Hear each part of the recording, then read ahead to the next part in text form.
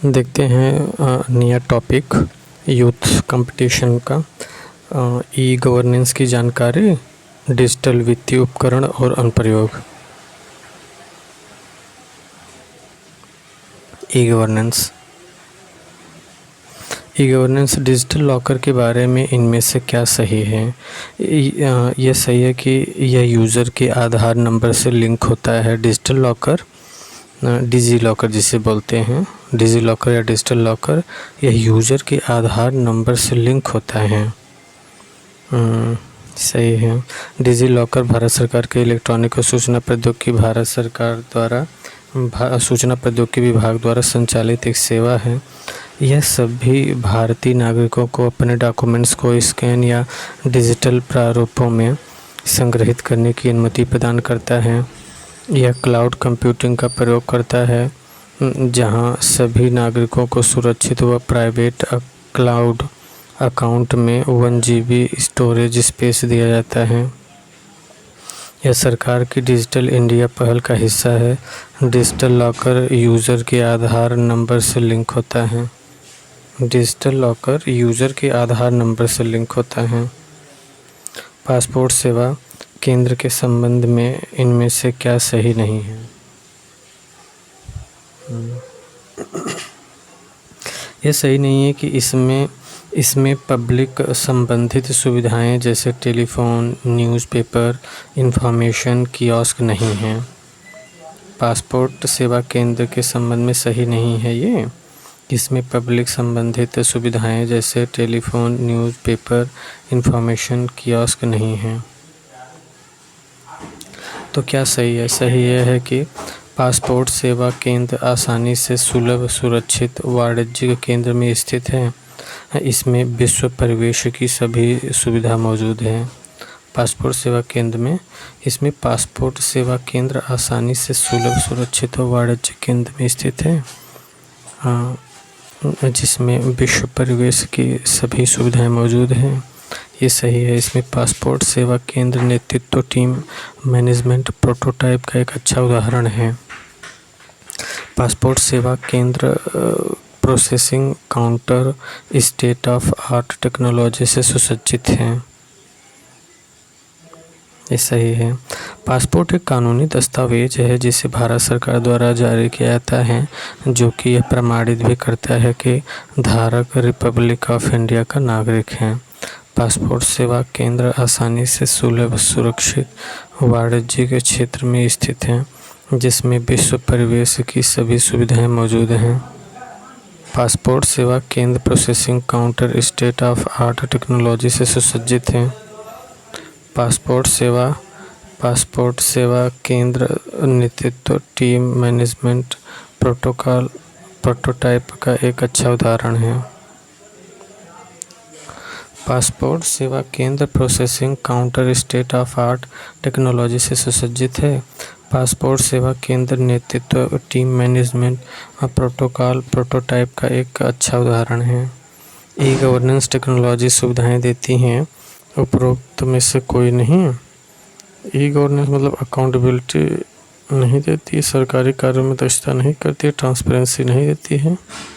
E governance होती है, ये सब होती है। ई गवर्नेंस में अकाउंटेबिलिटी भी होती है, सरकारी कार्यों में दक्षता भी होती है, ट्रांसपेरेंसी भी होती है।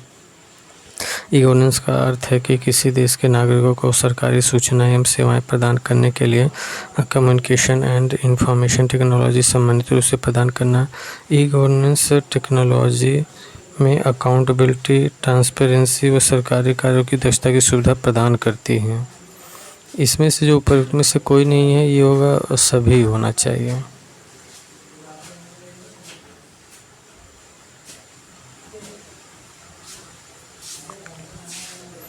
भारतीय रेलवे द्वारा रेलवे आरक्षण कार्य किसे सौंपा गया है? IRCTC। भारतीय रेलवे द्वारा रेलवे आरक्षण कार्य किसे सौंपा गया है?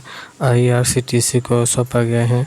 भारतीय रेलवे द्वारा रेलवे आरक्षण का कार्य IRCTC Indian Railway Catering and Tourism corporation को दिया गया है। यह भारतीय रेलवे का ही एक विभाग है जो रेलवे मंत्रालय द्वारा ही नियंत्रित किया जाता है। ऑनलाइन टिकटिंग के द्वारा लोग घर बैठे ही अपने टिकट को बुक कर सकते हैं। IRCTC Indian Railway Catering and Tourism Corporation Umang का विस्तृत रूप है यूनिफाइड मोबाइल एप्लीकेशन। उमंग का विस्तृत रूप क्या है? यूनिफाइड मोबाइल एप्लीकेशन है उमंग का पूरा नाम। Unified mobile application for new age governance है, जिसका उद्देश्य भारत सरकार की सभी ऑनलाइन सर्विस को मोबाइल ऐप पर लाना है। ई टिकटिंग सिस्टम शुरू किया गया है 12 अगस्त 2005 को। ई टिकटिंग सिस्टम शुरू किया गया 12 अगस्त 2005 को। 12 अगस्त 2005 का ई टिकटिंग सिस्टम प्रारंभ किया गया है। ई टिकटिंग का मतलब है ऐसा टिकट जो रेलवे काउंटर पर गए बिना घर से या सूचना कियोस्क आदि से ऑनलाइन बुक किया जाता है। इसकी वैधता रेलवे बुकिंग काउंटर से जारी टिकट के समान ही होता है। उमंग ऐप का क्या उद्देश्य है? उमंग ऐप का उद्देश्य फास्ट ट्रैक मोबाइल गवर्नेंस। उमंग ऐप का क्या उद्देश्य है कि फास्ट ट्रैक मोबाइल गवर्नेंस है। उमंग ऐप ना ये फास्ट ट्रैक मोबाइल गवर्नेंस है उमंग ऐप।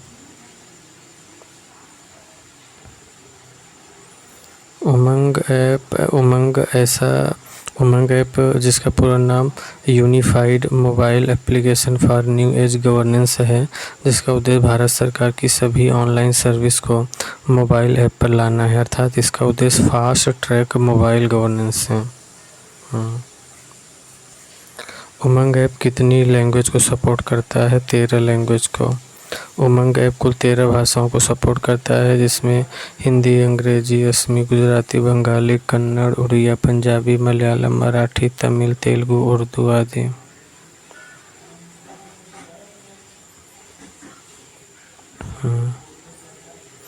रेलवे मंत्रालय के द्वारा ऐप के माध्यम से अनरिजर्व टिकटिंग सिस्टम लॉन्च किया गया। इनमें से कोई नहीं। ये 27 दिसंबर 2014 को लॉन्च किया गया था। रेलवे मंत्रालय के द्वारा ऐप के माध्यम से अनरिजर्व टिकटिंग सिस्टम ये 27 दिसंबर 2014 को मुंबई उपनगरीय क्षेत्र से शुरू किया गया था।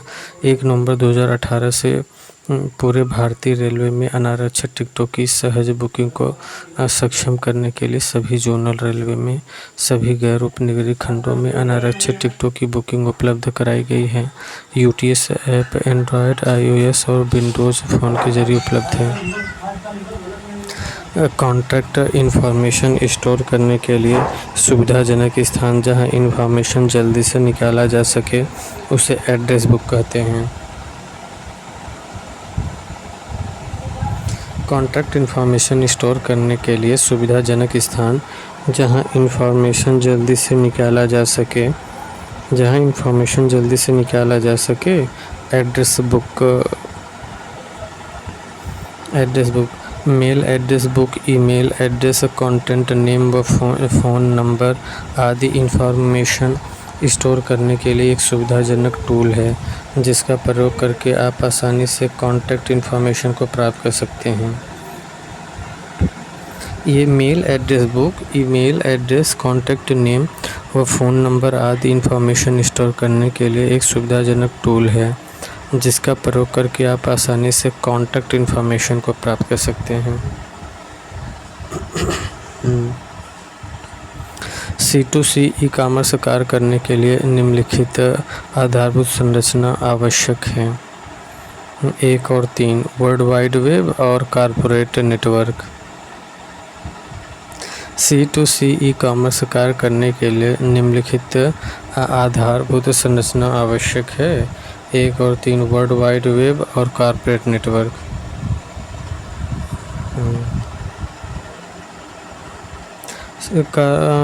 जो consumer to consumer e commerce के कार्य करने के लिए निम्नलिखित में से आधारभूत संरचना की आवश्यकता है। पहला वर्ल्ड वाइड वेब और तीसरा कॉरपोरेट नेटवर्क। जब कोई कंज्यूमर अपने वस्तु या सामान को किसी अन्य उपभोक्ता को इंटरनेट पर बेचता है तो इस लेन देन को कंज्यूमर टू कंज्यूमर C2C कहा जाता है। इसमें उपभोक्ता कंज्यूमर अपनी कोई भी पुरानी चीज़ जैसे लैपटॉप मोबाइल को अन्य उपभोक्ता को सीधे इंटरनेट के माध्यम से बेचता है, जैसे OLX आदि पे।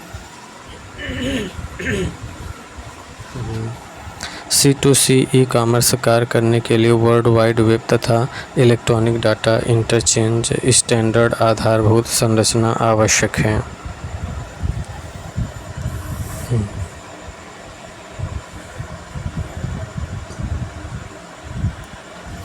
ईमेल के माध्यम से भेजी जाने वाली संवेदनशील जानकारी को सुरक्षित रखने का एक अच्छा तरीका है।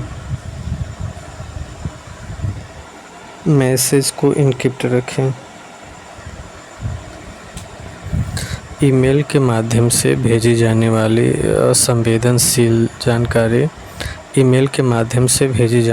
संवेदनशील जानकारी को सुरक्षित रखने का एक अच्छा तरीका है मैसेज को एन्क्रिप्ट रखें। ईमेल के माध्यम से भेजी जाने वाली संवेदनशील जानकारी को सुरक्षित रखने का एक अच्छा तरीका है मैसेज को एन्क्रिप्ट रखें। एन्क्रिप्शन एक ऐसी प्रक्रिया है जिसमें डाटा को पढ़ना या समझना मुश्किल हो जाता है, अर्थात डाटा एन्क्रिप्ट हो जाता है तथा उसके बाद डाटा सिक्योर हो जाता है। ईमेल द्वारा किसी संवेदनशील जानकारी को सुरक्षित करने के लिए एन्क्रिप्शन टेक्नोलॉजी का प्रयोग किया जा सकता है। एन्क्रिप्शन एक ऐसी प्रक्रिया है जिसमें डाटा को पढ़ना या समझना मुश्किल हो जाता है। ईमेल के माध्यम से भेजी जाने वाली संवेदनशील जानकारी को सुरक्षित करने का तरीका है उसे जो मैसेज को एन्क्रिप्ट रखें।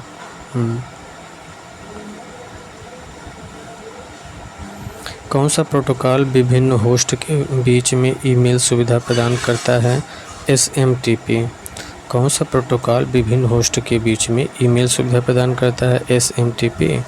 SMTP simple mail transfer protocol एक स्टैंडर्ड एप्लीकेशन लेयर प्रोटोकॉल है जो TCP/IP इंटरनेटवर्क जैसे इंटरनेट पर विभिन्न होस्ट के बीच ईमेल ट्रांसफ़र करता है। SMTP simple mail transfer protocol एक स्टैंडर्ड एप्लीकेशन लेयर प्रोटोकॉल है जो TCP/IP इंटरनेटवर्क जैसे इंटरनेट पर विभिन्न होस्ट के बीच ईमेल ट्रांसफ़र करता है। टाइप किए गए टेक्स्ट की सहायता से नेट पर बात करने के लिए टाइप किए गए टेक्स्ट की सहायता से नेट पर बात करने के लिए किस शब्द का उपयोग किया जाता है? चैटिंग का।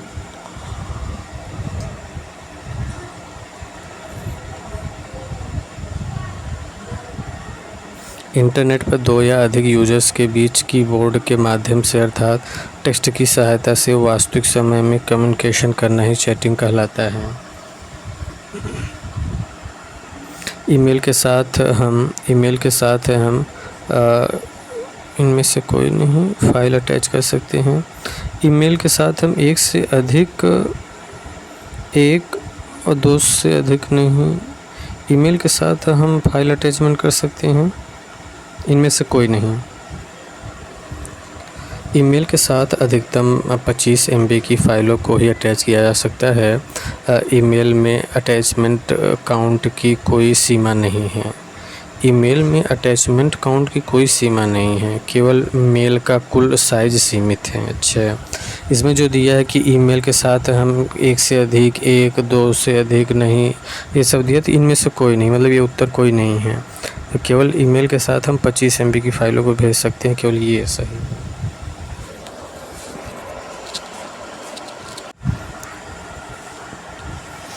Multipurpose internet mail extension MIME विकसित किया गया था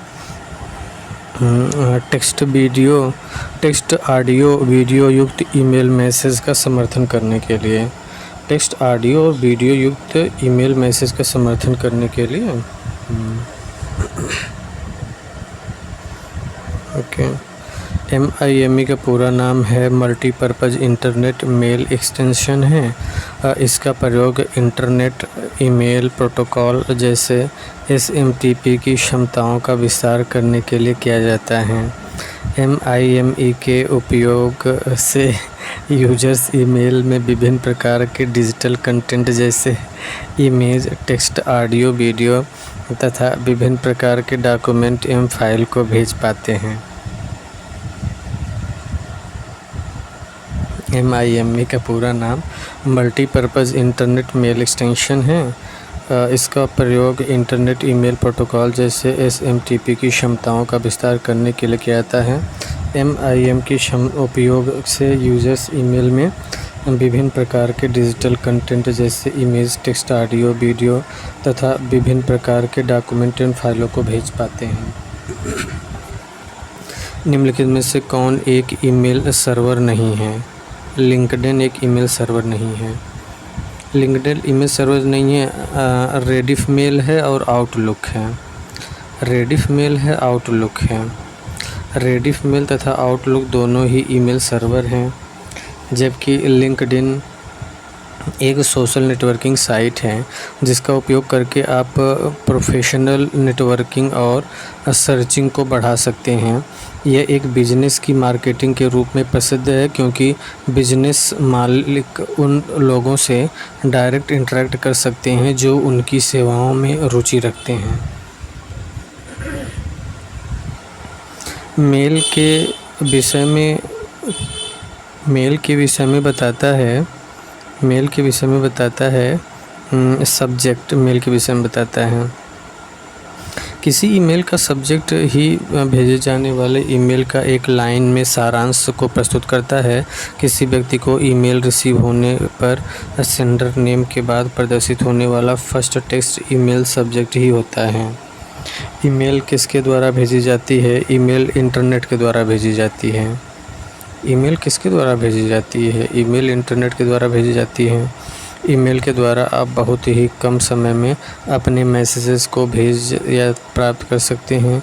ईमेल सेंड करने के लिए किसी व्यक्ति के पास ईमेल आईडी, इंटरनेट तथा ईमेल प्रोग्राम की आवश्यकता होती है।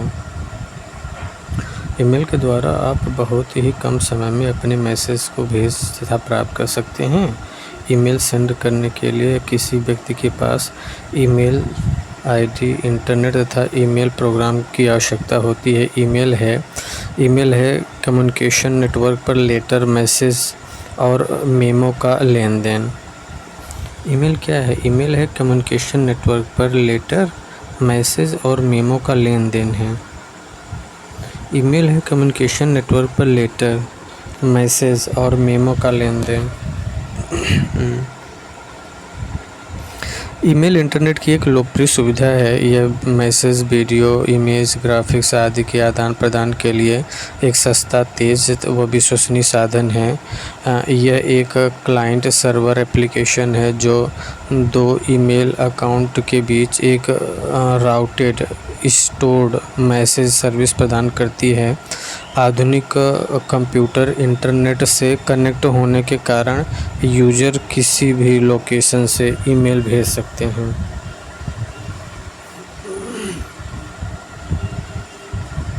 निम्नलिखित में से कौन सा निःशुल्क वेब आधारित ईमेल सर्विस प्रोवाइडर है? ए तथा बी।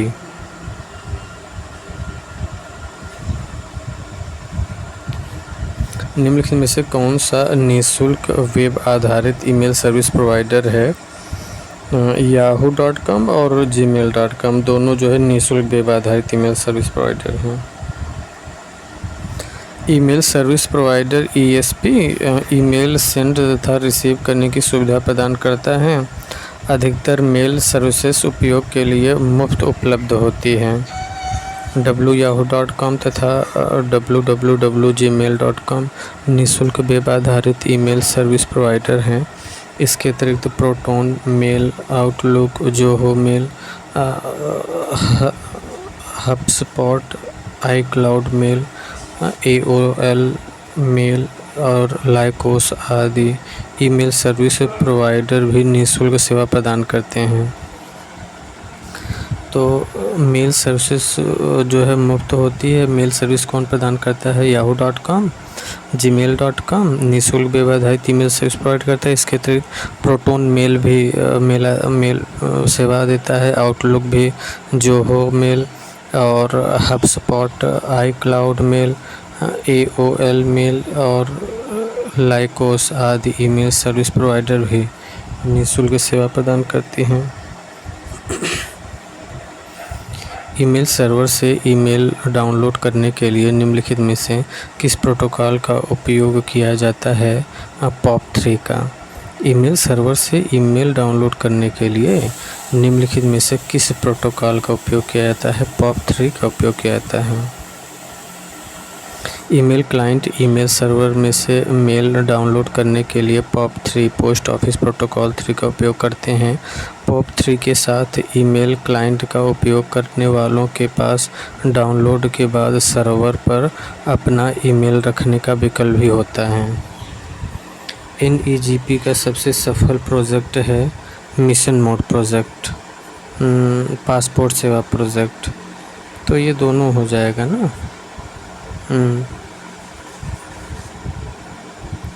23 का केवल बी है कि 23 का केवल बी है कि ये NEGP का सबसे सफल प्रोजेक्ट है पासपोर्ट सेवा प्रोजेक्ट। NEGP का सबसे सफल प्रोजेक्ट क्या है? पासपोर्ट सेवा प्रोजेक्ट है।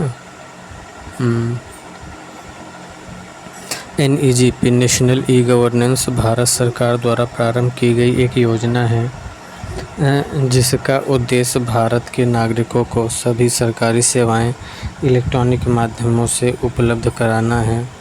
यह योजना भारत सरकार के इलेक्ट्रॉनिकी विभाग, सूचना प्रौद्योगिकी विभाग तथा प्रशासनिक सुधार एवं प्रोजेक्ट शिकायत विभाग द्वारा बनाई गई है। पासपोर्ट सेवा प्रोजेक्ट PSP NEGP का सबसे सफल प्रोजेक्ट है।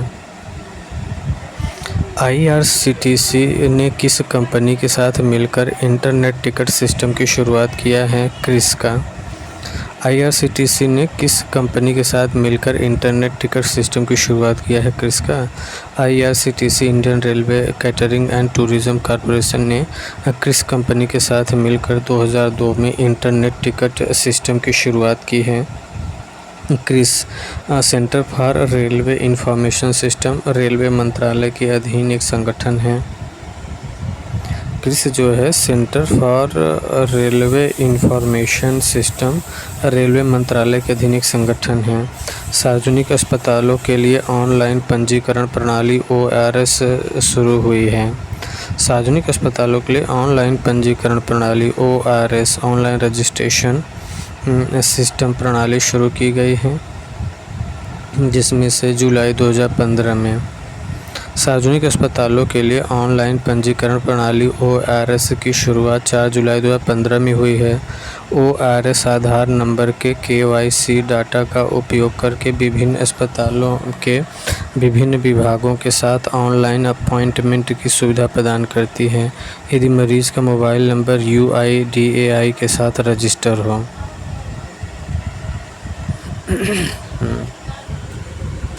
ओके। TCS प्राइवेट स्टाफ की निम्न में से कौन सी विशेषताएं हैं? ये सभी है TCS प्राइवेट स्टाफ की, युवा, विनम्र और सक्रिय। TCS प्राइवेट स्टाफ की निम्नलिखित में से कौन सी विशेषता हैं? कि ये सभी है कि वो युवा है, विनम्र है, सक्रिय है। TCS टाटा कंसल्टेंसी सर्विस एक भारतीय बहुराष्ट्रीय कंपनी सॉफ्टवेयर सर्विसेज एवं कंसल्टिंग कंपनी है। TCS टाटा कंसल्टेंसी सर्विसेज एक भारतीय बहुराष्ट्रीय कंपनी सॉफ्टवेयर सर्विसेज एवं कंसल्टिंग कंपनी है।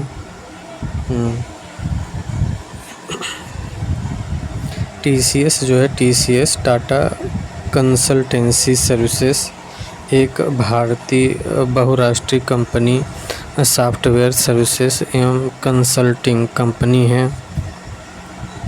टीसीएस को वर्तमान समय की सबसे बड़ी इंफॉर्मेशन तकनीकी तथा business process outsourcing services provider कंपनियों में से एक माना जाता है।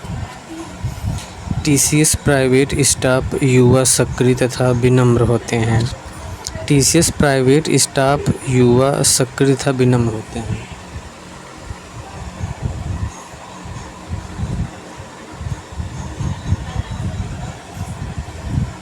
टीसीएस प्राइवेट स्टाफ युवा, सक्रिय तथा विनम्र होते हैं। टीसीएस जो है प्राइवेट स्टाफ युवा, सक्रिय तथा विनम्र होते हैं। पीएसपी से संबंधित निम्नलिखित में से कौन सी कंपनी एप्लीकेशन सॉफ्टवेयर के विकास, देखिए 2-3 बार इसलिए रिवाइज कर देते हैं ना कि वो चीज़ें याद हो जाएं। पीएसपी से संबंधित इनमें से कौन सी कंपनी एप्लीकेशन सॉफ्टवेयर के विकास और सरकार को सहयोग करने के लिए उत्तरदायी हैं? C, Tata consultancy service TCS. Passport services project PSP से संबंधित टीसीएस टाटा कंसल्टेंसी भारत की सबसे बड़ी मल्टीनेशनल इंफॉर्मेशन टेक्नोलॉजी कंपनी है। यह एक सॉफ्टवेयर और सर्विस प्रोवाइडर कंपनी है जो कि अपने कस्टमर के लिए अलग सॉफ्टवेयर विकसित करती है। इस कंपनी का सबसे बड़ा काम एप्लीकेशन डेवलपमेंट और मेंटेनेंस है।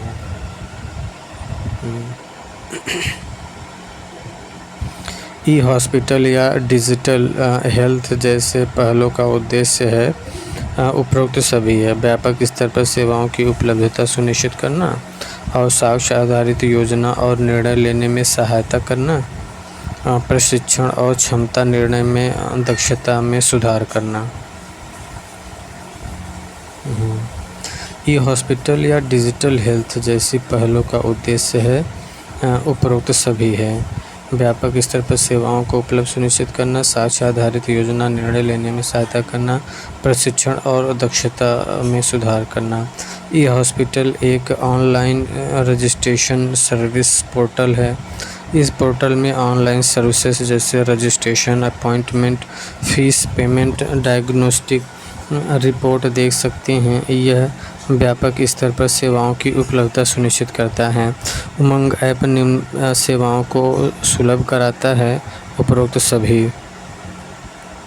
उमंग ऐप का प्रारंभ देश में डिजिटल भुगतान लेन देन को अपनाने के लिए लोगों को हतोत्साहित करने के लिए किया गया है।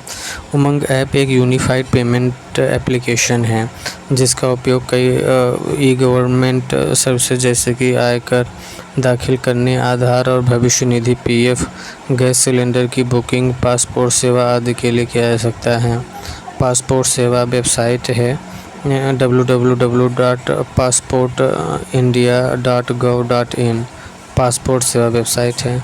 पासपोर्ट किसी राष्ट्रीय सरकार द्वारा जारी वह डॉक्यूमेंट होता है जो अंतर्राष्ट्रीय यात्रा के लिए उसके धारक की पहचान और राष्ट्रीयता को प्रमाणित करता है। पासपोर्ट सेवा के लिए passport.india.gov.in ऑफिशियल वेबसाइट है।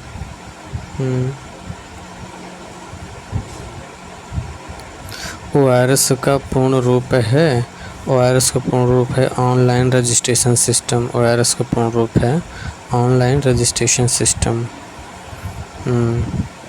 OIRS का पूर्ण रूप है ऑनलाइन रजिस्ट्रेशन सिस्टम।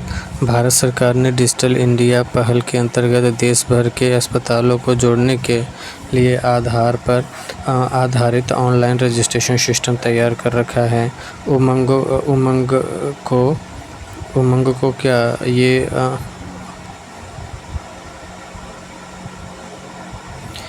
उमंग जो है ना, उमंग को आधार और डिजिलॉकर के साथ इंटीग्रेट किया गया है। उमंग को आधार और डिजिलॉकर के साथ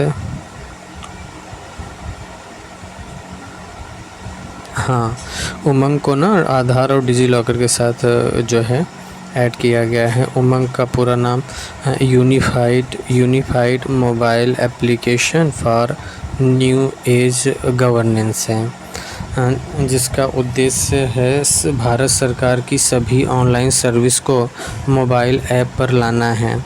उमंग ऐप को आधार और डिजिलॉकर के साथ इंटीग्रेट किया गया है। उमंग ऐप को आधार और डिजिलॉकर के साथ इंटीग्रेट किया गया है। उमंग ऐप को आधार और डिजी लॉकर के साथ इंटीग्रेट किया गया है। सामान्यतः ईमेल के साथ कौन सा बॉक्स ओवरफ्लो होता है? इनबॉक्स। सामान्यतः ईमेल के साथ कौन सा बॉक्स ओवरफ्लो होता है? इनबॉक्स होता है। ईमेल में इनबॉक्स एक कंटेनर है जिसमें एक ईमेल अकाउंट से सेंड और रिसीव सभी मेल शामिल होते हैं। सामान्यतः ईमेल के साथ इनबॉक्स ओवरफ्लो होता है। सामान्यतः ईमेल के साथ इनबॉक्स ओवरफ्लो होता है। जीमेल ईमेल चेक करने के लिए प्रयोग किया जाने वाला एक सॉफ्टवेयर।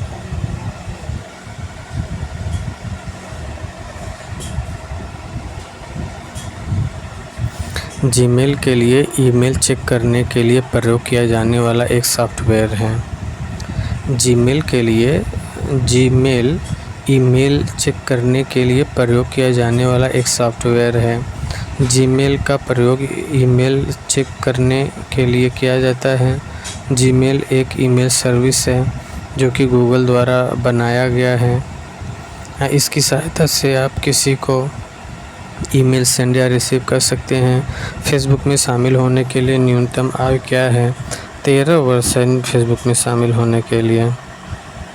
ट्विटर कब आरंभ हुआ? ट्विटर 1 मार्च 2006 को प्रारंभ हुआ। ट्विटर एक फ्री सोशल नेटवर्किंग वेबसाइट है। इसमें यूज़र छोटे मैसेज भी भेज सकते हैं। ट्विटर 21 मार्च 2006 को सैन फ्रांसिस्को कैलिफोर्निया में आरंभ हुआ। 21 मार्च 2006 को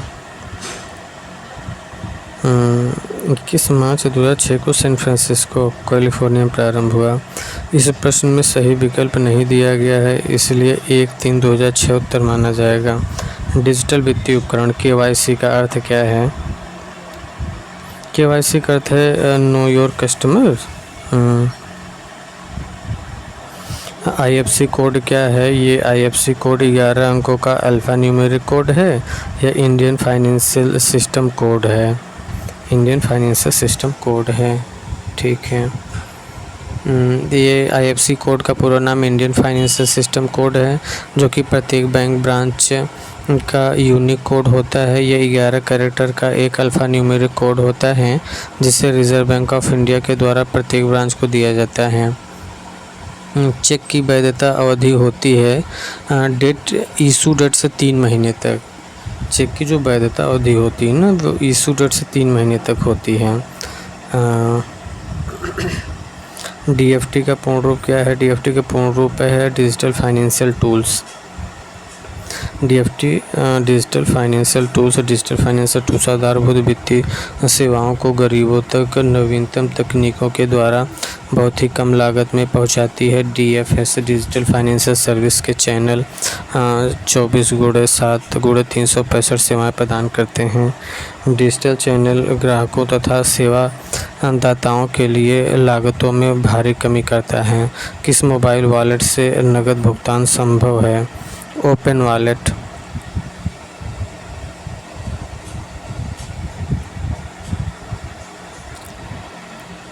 किस मोबाइल वॉलेट से नकद भुगतान संभव है? ओपन वॉलेट जो है मोबाइल वॉलेट एक वर्चुअल वॉलेट है। किस मोबाइल वॉलेट से नकद भुगतान संभव है? ओपन वॉलेट से। मोबाइल वॉलेट एक वर्चुअल वॉलेट है जो मोबाइल डिवाइस पर पेमेंट कार्ड की जानकारी को स्टोर करता है। यह ई-कॉमर्स मॉडल का एक रूप है जिसे व्यक्ति या व्यवसाय की सुविधा व आसान पहुंच के कारण मोबाइल डिवाइस का उपयोग करके पेमेंट करने के लिए डिज़ाइन किया गया है। मोबाइल वॉलेट 3 प्रकार के होते हैं: open wallet, semi closed wallet तथा क्लोज वॉलेट। ओपन वॉलेट केवल बैंक द्वारा ही जारी किया जा सकता है तथा यह आपको सामान और सेवाएं खरीदने, ATM में नकद निकालने व धनराशि ट्रांसफ़र करने की अनुमति देते हैं। UTR का पूर्ण रूप क्या है? UTR का पूर्ण रूप क्या है? Unique transaction reference. Unique transaction reference UTR।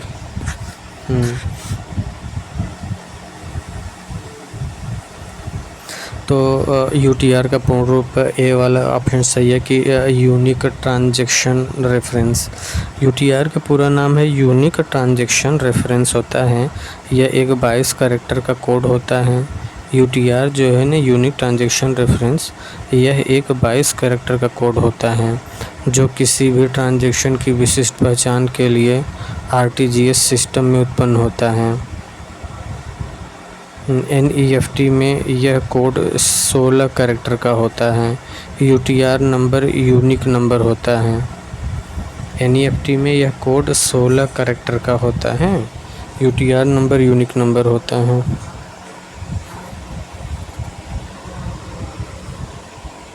UTR का पूरा नाम यूनिक ट्रांजैक्शन रेफरेंस होता है। यह एक 22 कैरेक्टर का कोड होता है जो किसी भी ट्रांजैक्शन की विशेष पहचान के लिए आरटीजीएस सिस्टम में उत्पन्न होता है। एनईएफटी में यह कोड 16 कैरेक्टर का होता है। एनईएफटी में यह कोड 16 कैरेक्टर का होता है। यूटीआर नंबर यूनिक नंबर होता है। निम्नलिखित में से कौन सा कार्य इंटरनेट बैंकिंग के माध्यम से नहीं किया जा सकता है? निम्नलिखित में से कौन सा कार्य इंटरनेट बैंकिंग के माध्यम से नहीं किया जा सकता है? खाते से नकद निकालना। इंटरनेट बैंकिंग के माध्यम से नहीं किया जा सकता है खाते से नकद निकालना। कौन सा कार्य इंटरनेट बैंकिंग के माध्यम से नहीं किया जा सकता है? खाते से नकद निकालना, ये इंटरनेट बैंकिंग के माध्यम से नहीं किया जा सकता है। इंटरनेट बैंकिंग का प्रयोग करके निम्नलिखित कार्यों को किया जा सकता है। इंटरनेट बैंकिंग का प्रयोग करके निम्नलिखित कार्यों को किया जा सकता है। कस्टमर अकाउंट डिटेल देख सकते हैं। कस्टमर संबंधित बैंक द्वारा किसी निश्चित अवधि के लिए ट्रांजैक्शन हिस्ट्री को चेक कर सकते हैं। कस्टमर संबंधित बैंक द्वारा किसी निश्चित अवधि के लिए ट्रांजैक्शन हिस्ट्री को चेक कर सकते हैं। कस्टमर संबंधित बैंक द्वारा किसी निश्चित अवधि के लिए ट्रांजैक्शन हिस्ट्री को चेक कर सकते हैं। बैंक स्टेटमेंट, विभिन्न प्रकार के फॉर्म, एप्लीकेशन डाउनलोड किया सकता है। ग्राहक किसी भी तरह के बिल, रिचार्ज, डीटीएच कनेक्शन आदि का भुगतान कर सकते हैं। इंटरनेट बैंकिंग में मुख्य सुरक्षा किससे होती है? पासवर्ड एड्रेस से होता है। इंटरनेट बैंकिंग में मुख्य सुरक्षा किससे होती है? Password address. इंटरनेट बैंकिंग में मुख्य सुरक्षा किससे होती है? पासवर्ड एड्रेस से होती है। इंटरनेट बैंकिंग में मुख्य सुरक्षा किससे होती है? पासवर्ड एड्रेस से। इंटरनेट बैंकिंग का प्रयोग करके आप अपने मोबाइल या कंप्यूटर के माध्यम से ट्रांजैक्शन कर सकते हैं। इंटरनेट बैंकिंग में मुख्य सुरक्षा पासवर्ड से होती है, इसलिए पासवर्ड बनाते समय कुछ बातों का विशेष ध्यान रखना चाहिए। पासवर्ड 6 से 12 कैरेक्टर के बीच रखें। पासवर्ड 6 से 12 कैरेक्टर के बीच रखें। पासवर्ड में upper case, lower case, number आदि के कॉम्बिनेशन का प्रयोग करें। अपनी व्यक्तिगत जानकारी, जन्म तिथि, मोबाइल नंबर, पता आदि का उपयोग पासवर्ड के रूप में न करें।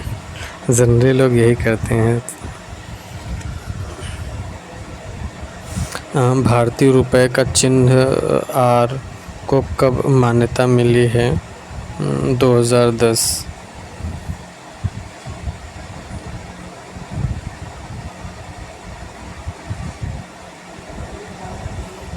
भारतीय रुपये का चिन्ह आर को कब मान्यता मिली? 2010 में। 2010 में इसे मान्यता मिली। भारत सरकार द्वारा 15 जुलाई 2010 को जारी किया गया। यह भारत में प्रयोग की जाने वाली आधिकारिक मुद्रा भारतीय रुपये का प्रतीकात्मक मुद्रा है। भीम ऐप के माध्यम से आप पैसे ट्रांसफ़र कर सकते हैं, लेकिन बिल खरीदारी में कोई भुगतान नहीं कर सकते हैं। भीम ऐप के माध्यम से आप पैसे ट्रांसफ़र कर सकते हैं, लेकिन बिल खरीदारी में कोई भुगतान नहीं कर सकते।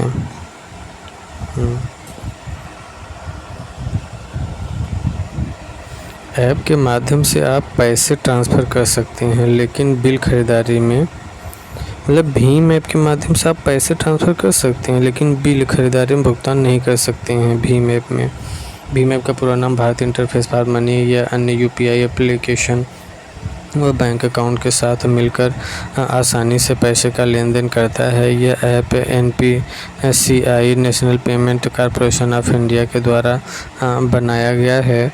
30 दिसंबर 2016 को भारत के प्रधानमंत्री श्री नरेंद्र मोदी के द्वारा लॉन्च किया गया। इसे 30 दिसंबर 30 दिसंबर 2016 को भीम ऐप मोदी ने लॉन्च किया था। 30 दिसंबर 2016 को। आरटीजीएस में टी का अर्थ है टाइम। आरटीजीएस का पूरा नाम रियल टाइम ग्रॉस सेटलमेंट है, जिसका अर्थ है वास्तविक समय पर पैसे का हिसाब व्यवस्थित रखना। इसके माध्यम से भेजी गई रकम उसी समय प्राप्तकर्ता के खाते में बिना किसी समय अंतराल के जमा हो जाती है। बैंक मित्र कौन है? बैंक मित्र बैंकों द्वारा अनुबंधित संवाददाता। बैंक मित्र कौन है? बैंक मित्र कौन है? बैंकों द्वारा अनुबंधित संवाददाता है बैंक मित्र। बैंक मित्र कौन है? बैंकों द्वारा अनुबंधित संवाददाता है बैंक मित्र। बैंक मित्र बैंकों द्वारा अनुबंधित संवाददाता होते हैं, अर्थात जो व्यक्ति बैंक अकाउंट ओपन कराने, पैसे जमा करने, बीमा कराने समेत अन्य बैंक कामों में लोगों की मदद करते हैं, उन्हें बैंक मित्र कहते हैं। यह जनरेट करना वन टाइम पासवर्ड क्यों सुरक्षित है? यह हर एक्सेस के लिए भिन्न होता है। वन टाइम पासवर्ड, ये हाँ सही बात है। आधार एक 12 अंकों का नंबर कार्ड है और यह UIDAI द्वारा जारी आइडेंटिटी कार्ड है। सही है। बैंक द्वारा ऋण उपलब्ध कराया जाता है सभी, होम लोन, वाहन लोन, एजुकेशन लोन। बैंक द्वारा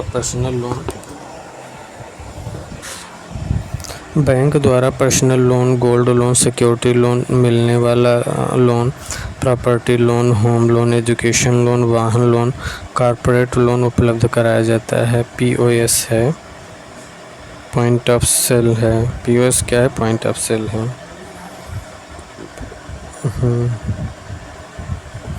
POS क्या है? पूर्ण रूप से पॉइंट ऑफ सेल है। पॉइंट ऑफ सेल का तात्पर्य है कि ग्राहक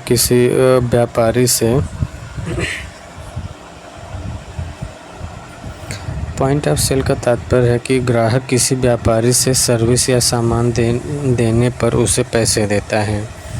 भुगतान प्राप्ति के बाद व्यापारी उस लेन देन की एक रसीद को देता है।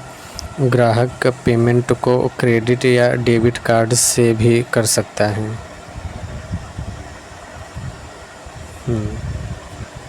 निम्नलिखित में से कौन सी प्रक्रिया प्रमाणीकरण की न्यूनतम सुरक्षित विधि है? पासवर्ड। निम्नलिखित में से कौन सी प्रक्रिया प्रमाणीकरण की न्यूनतम सुरक्षित विधि है? तो पासवर्ड जो है न्यूनतम सुरक्षित विधि है। कौन सी प्रक्रिया प्रमाणीकरण की न्यूनतम सुरक्षित विधि है? पासवर्ड मतलब फिंगरप्रिंट, की कार्ड, रेटिना पैटर्न, ये सब ज़्यादा सुरक्षित हैं। ऑथेंटिकेशन की न्यूनतम सुरक्षित विधि पासवर्ड है, जिसके माध्यम से यूजर अपने डाटा व महत्वपूर्ण इन्फॉर्मेशन को सुरक्षित रख सकते हैं। ये न्यूनतम सुरक्षित विधि है। क्रेडिट कार्ड एक अनिवार्य घटक है। क्रेडिट कार्ड इलेक्ट्रॉनिक कॉमर्स और इंटरनेट कॉमर्स। क्रेडिट कार्ड एक अनिवार्य घटक है इलेक्ट्रॉनिक कॉमर्स और इंटरनेट कॉमर्स का। क्रेडिट कार्ड एक अनिवार्य घटक है किसका? इलेक्ट्रॉनिक कॉमर्स का और इंटरनेट कॉमर्स का। क्रेडिट कार्ड एक ऐसा कार्ड होता है जो बिना कैश के सामान खरीदने की अनुमति देता है। इलेक्ट्रॉनिक कार्ड को भी इंटरनेट कॉमर्स के माध्यम से जाना जाता है, जो कि प्रोडक्ट या सर्विस को खरीदने, बेचने, पैसा ट्रांसफ़र करने और इंटरनेट पर डाटा आदान प्रदान करने की प्रक्रिया है। इंटरनेट कॉमर्स के लिए क्रेडिट कार्ड महत्वपूर्ण घटक है। चेक के संदर्भ में बैंकों द्वारा स्वीकार नहीं है ओवरराइट और कटिंग। ये स्वीकार नहीं है। चेक के संदर्भ में बैंकों द्वारा स्वीकार नहीं है ओवरराइट और कटिंग। इनमें में से क्या इंटरनेट बैंकिंग का एक लाभ नहीं है? एक लाभ नहीं है कि ब्याज की उच्चतम दर प्राप्त करना इंटरनेट बैंकिंग का एक लाभ नहीं है। तो बैंकिंग का लाभ क्या है? बिलों का ऑनलाइन भुगतान, मनी सक्रिय ट्रांसफ़र, किसी भी समय अकाउंट स्टेटमेंट देखना, ये सब लाभ है। आधार सीडिंग क्या है? आधार सीडिंग है बैंक अकाउंट से आधार को जोड़ना, आधार सीडिंग है। आधार सीडिंग है बैंक अकाउंट से आधार जोड़ना। भारतीय मुद्रा चिन्ह आर्य किन दो भाषाओं के मेल से बना हुआ? देवनागरी और रोमन। से बना हुआ है। भारतीय मुद्रा आर, देवनागरी लिपि के आर और रोमन लिपि के अक्षर आर को मिलाकर के बना हुआ है। देवनागरी लिपि के आर से और रोमन लिपि के अक्षर आर को मिलाकर बना है, जिसमें एक क्षैतिज रेखा भी बनी हुई है। वो जो क्षैतिज रेखा वो रोमन अंक का आर है। भारत सरकार ने 15 जुलाई 2010 को यह चिन्ह स्वीकार किया था। 15 जुलाई 2010 को स्वीकार किया था। बैंकिंग क्षेत्र में अधिक संख्या में चेकों के फास्ट प्रोसेसिंग के लिए निम्नलिखित में से कौन प्रयुक्त होता है? MICR मीकर। बैंकिंग क्षेत्र में चेकों के फास्ट प्रोसेसिंग के लिए MICR का उपयोग किया जाता है। MICR का पूर्ण रूप मैग्नेटिक इंक कैरेक्टर रिकॉग्निशन है। MICR को 9 अंकों का होता है। MICR 9 अंकों का होता है, जिसमें पहले 3 अंक बैंक का नाम और अंतिम 3 अंक बैंक की ब्रांच के बारे में बताते हैं। मैग्नेटिक इंक कैरेक्टर रिकॉग्निशन मीकर जो होता है 9 अंकों का होता है मीकर। ये पहले 3 अंक शहर का नाम बताता है, अगला 3 अंक बैंक का नाम बताता है शहर का, और पहला 3 अंक शहर का, अगला 3 अंक बैंक का और अंतिम 3 अंक ब्रांच के बारे में बताते हैं। मीकर डिवाइस का प्रयोग करके कोड की जांच की जाती है तथा चेक प्रोसेस होता है। डिजिटल पेमेंट में विस्तृत लेन देन के लिए पसंदीदा ट्रांसफ़र मोड क्या है? RTGS। देखिए इसमें IMPS, UPI, निफ्ट और RTGS 4 ऑप्शन दिया, तो इसमें से RTGS पसंदीदा ट्रांसफ़र मोड है। डिजिटल पेमेंट में विस्तृत लेन देन के लिए पसंदीदा है RTGS, ध्यान दीजिएगा। UPI तो शॉर्ट लेन देन के लिए है, IMPS और निफ्ट वगैरह नहीं। डिजिटल पेमेंट में विस्तृत लेन देन के लिए RTGS real time gross settlement का प्रयोग होता है। इसके माध्यम से भेजी गई रकम उसी समय प्राप्तकर्ता के खाते में बिना किसी समय अंतराल के जमा हो जाती है। इसके माध्यम से भेजी गई रकम उसी समय प्राप्तकर्ता के खाते में बिना किसी समय अंतराल के जमा हो जाती है। RTGS जो रियल टाइम ग्रॉस सेटलमेंट है ना, इसके माध्यम से भेजी गई रकम उसी समय प्राप्तकर्ता खाते में बिना किसी समय अंतराल के जमा हो जाती है। इनमें से कौन सी मोबाइल बैंकिंग सेवा है?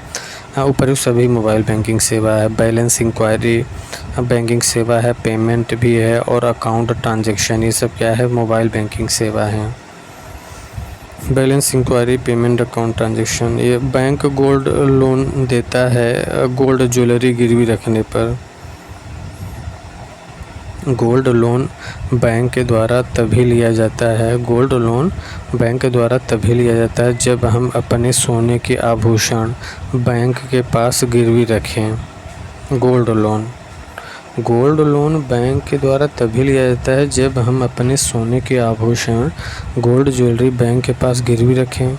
सोने का आभूषण कर देने पर लोन का भुगतान कर देने पर आपका आभूषण लौटा दिया जाता है। गोल्ड लोन देने के लिए इनकम प्रूफ की आवश्यकता नहीं होती।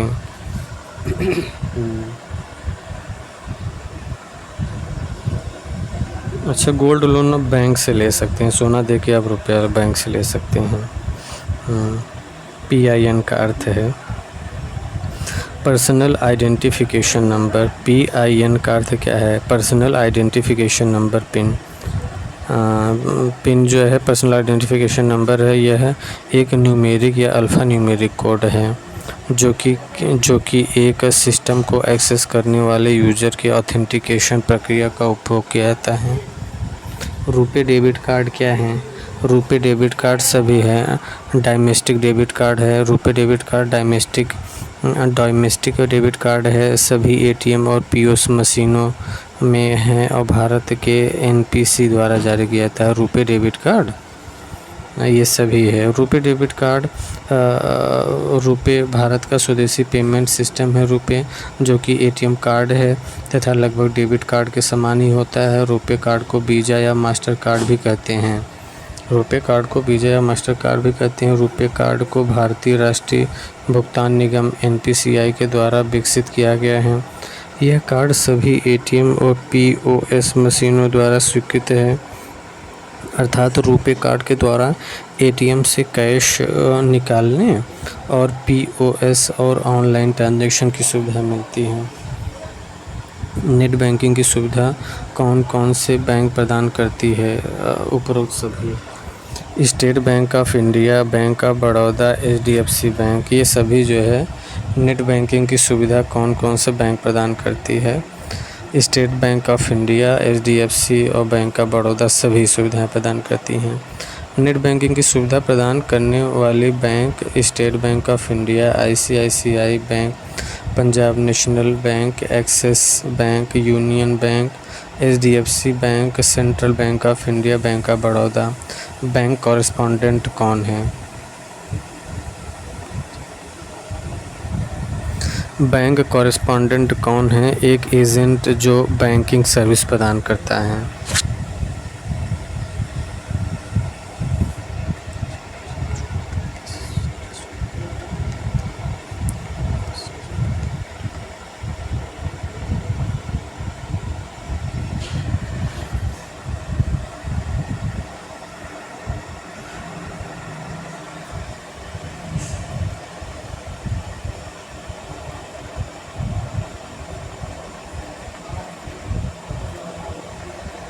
बैंक कॉरेस्पॉन्डेंट कौन है? एक एजेंट जो बैंकिंग सर्विस प्रदान करता है, बैंक कॉरेस्पॉन्डेंट। बैंक कॉरेस्पॉन्डेंट किसी बैंक के एजेंट के रूप में कार्य करता है। यह लोगों की खाता खोलने में सहायता करता है तथा सभी सुविधाओं को ग्राहकों तक पहुंचाता है। Bank correspondent.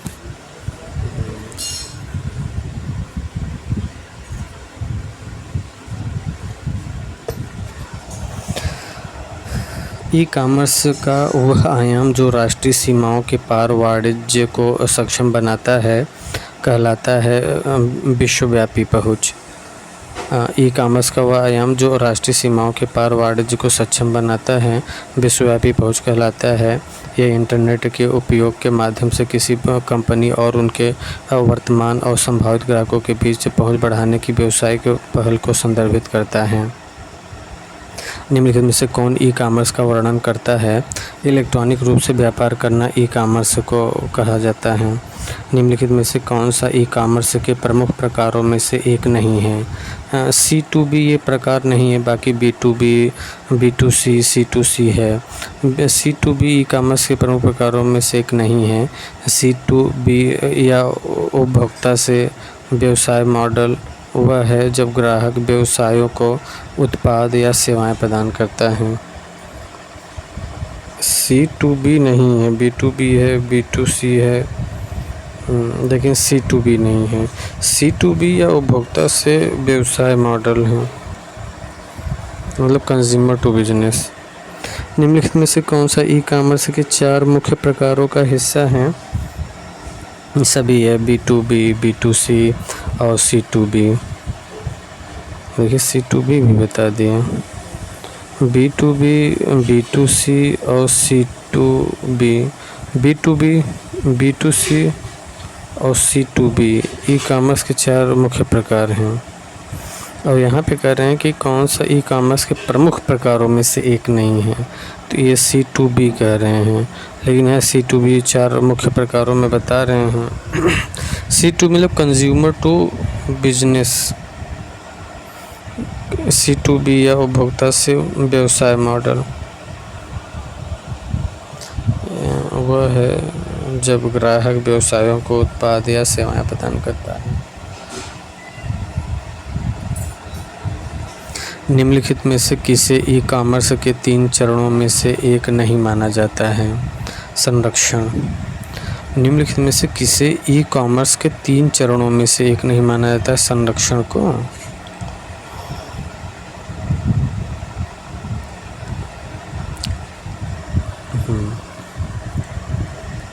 संरक्षण ई-कॉमर्स के 3 चरणों में से एक नहीं है। किसी चीज़ को समान बनाए रखना या उसे क्षतिग्रस्त होने से बचाना संरक्षण है। ईबे Amazon.com किससे संबंधित है? ये B2C है, business to consumer. EBay Amazon.com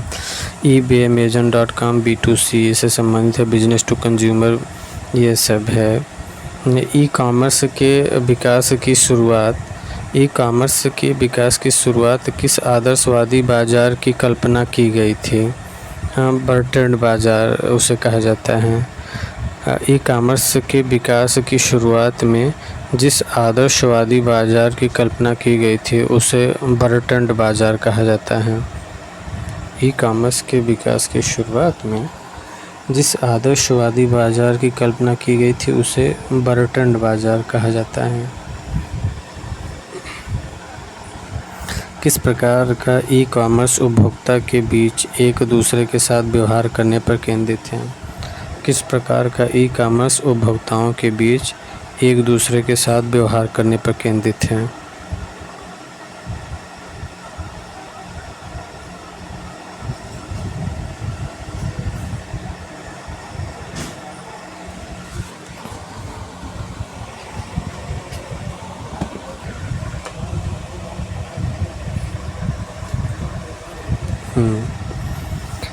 इसका उत्तर है C2C प्रकार का ई कॉमर्स उपभोक्ताओं के बीच एक दूसरे के साथ व्यवहार करने पर केंद्रित है। उपभोक्ता से उपभोक्ता वह व्यवसाय मॉडल है जो निजी व्यक्तियों के बीच वाणिज्य की सुविधा प्रदान करता है। ई कॉमर्स की यह श्रेणी लोगों को एक दूसरे के साथ व्यापार करने के लिए जोड़ती है। ई कॉमर्स के प्रारंभिक वर्षों के दौरान वित्त पोषण का प्रारंभिक स्रोत क्या है? उद्यम पूंजी निधि। ई कॉमर्स के प्रारंभिक वर्षों के दौरान वित्त पोषण का प्रारंभिक स्रोत क्या है? उद्यम पूंजी निधि।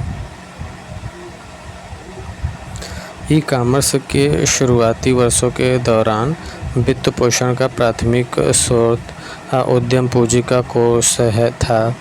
वेंचर कैपिटल छोटे व्यवसायों में निवेश किया गया धन है या केवल एक पहल के रूप में मौजूद है, लेकिन बढ़ने की बहुत बड़ी संभावना है।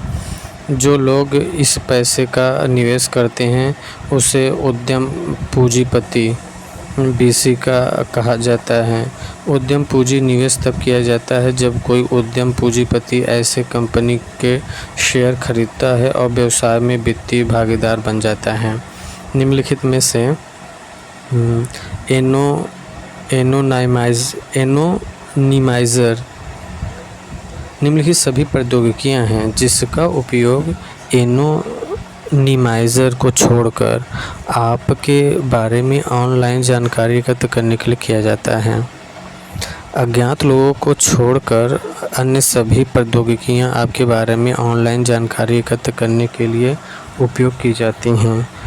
अनामिका या अनाम प्रॉक्सी का एक उपकरण है जो इंटरनेट पर गतिविधि को अप्राप्त बनाने का प्रयास करता है। यह एक प्रॉक्सी सर्वर कंप्यूटर है जो क्लाइंट कंप्यूटर और बाकी इंटरनेट के बीच मध्यस्थ और गोपनीयता ढाल के रूप में कार्य करता है। किस वेबसाइट पर ग्लोबल इजी बॉय की सुविधा है? ebay.com। किस वेबसाइट पर ग्लोबल इजी बॉय की सुविधा है? किस वेबसाइट पर ग्लोबल इजी बॉय की सुविधा है? ebay.com पर ग्लोबल इजी बॉय की सुविधा है। बाज़ार में लाभ कमाने के लिए डिज़ाइन की गई नियोजित गतिविधियों का समूह है व्यापार मॉडल। व्यापार मॉडल बाज़ार में लाभ कमाने के लिए डिज़ाइन की गई नियोजित गतिविधियों का समूह है। व्यापार मॉडल किसी प्रकार के लाभ कमाने के लिए सर्वोत्तम उत्पाद है। B2C ई कॉमर्स में बेचने के लिए सर्वोत्तम उत्पाद है